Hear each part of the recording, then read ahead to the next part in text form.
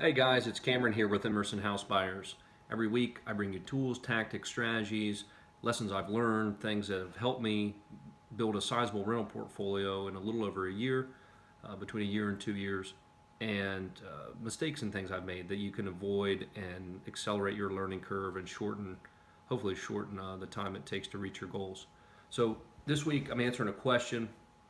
The question is, do you make the seller pay the title policy as well as the typical seller's closing costs, little fees here and there? What do you tell them up front? Because when they get in their head that they're getting a cash offer for X amount, they directly think it's the exact amount they'll get in their pocket at the end of the transaction. So first of all, that it's only the amount they think it's going to be they'll get in their pocket at the end of the transaction if that's what you tell them. So what do? I always make a cash offer, and because that's a big thing. People have these fees in their head. They think closing costs and commissions from realtors. They don't want to pay those, and some people will get so far in their heads that they will walk away from a $5, $10, $15,000 offer above and beyond that with commissions. If you can get rid of those, they'll take the lower offer, the lower price, because they've got these fees in their mind. If you tell them, hey, no fees, no commissions, but it's 10, 15% lower, they'll still take that offer. Now, that's not everyone. I'm just saying that sometimes people get so laser focused on these fees that they can't get out of their own way. So be cognizant of that. If they're caught up in the fees, back off on the fees. Tell them, I'll pay for the title policy, I'll pay for all the fees, but we're going to have you pay for XYZ. Or we're going to pay for all that, and don't worry about it. And bring your offer down. So what I do is it's all about presentation and negotiation. I always lead with a cash offer. We'll pay all your closing costs. No commissions, no BS. And then in the negotiation, if they want you to come up, you can always give up a little bit in closing costs. You can always say, okay, hey, I'll come up this amount, but can you pay the title policy? But I'll come up here if you can pay the title policy. Or what if I can do this for you? What are you going to do for me? And maybe they'll offer to come up and pay you something on the side, or clean the house. Or I've had people. I had a seller who was a power washer. He had a power washing business, and he said, "We'll power wash the whole house. We'll power wash the driveway. We'll power wash your other houses. For a couple extra $100 or $1,000 or something." So, negotiate, see what it is. But I always offer them the baseline, and then work your way up. If that's what you want to do. Now, I am clear, so you want to be clear in that the only things that you have to back out of your cash offer are prorated taxes, and any other little. I pay all the other ticky tack fees. I tell them I pay all the closing costs. The biggest thing is the prorated taxes. Those are typically what they'll have to pay. Now, if they pay them in escrow, then you're good. But let's see here. I'll make sure I'm answering all your question. What do you tell them up front? Well, that's kind of what I'm getting at. So I'm clear in what I'm giving them up front. Hey, no fees, commissions, anything. But if the negotiation works out where they'll pay the title policy, they'll pay some of this, they'll be out and maybe clean the house. You never know. You can always negotiate things. And then that's kind of that piece.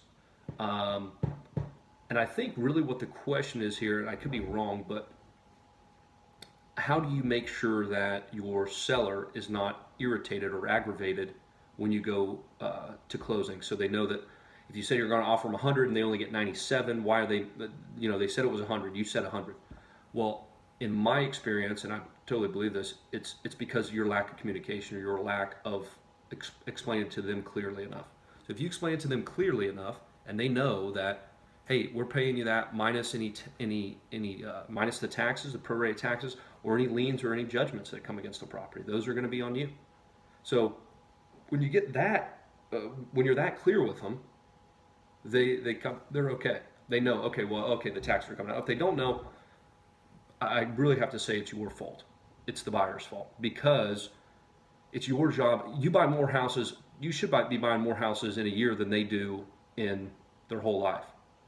So when you're doing that, you're the expert. You have to be the one to convey and answer their questions and put them at ease. So to recap, how do you make this clear? It's all in the negotiation and what you get and the precedents that you set up front.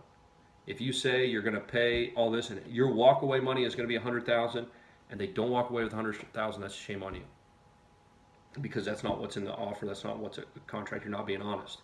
So be honest with them up front. What I do is I always offer to pay everything up front. They walk away with the $100,000. The example we're using here, $100,000, and your only thing you're going to pay is taxes or any liens, prorated taxes and some liens. They're usually okay with that. It's like, yeah, I'm not going to pay the taxes while you own the property. That wouldn't make any sense. So, and typically, I've never had anybody say, no, you're paying the taxes. I've never had a single person say that, or liens, not one. Because, it makes sense. As long as you're setting the expectations up front, you're good. That's really all else I can say. That's the only strategy I use. Offer everything and then start negotiating. And you can add bits. So if you want to give up, if they want you to come up 5, you'd always say, well, can you pay the title policy, which could be usually about 1% of the deal. So you don't lose that much, or you're not losing nearly as much, and you're giving up something. You're getting a little give and take. That's really it, guys. I hope that answered the question.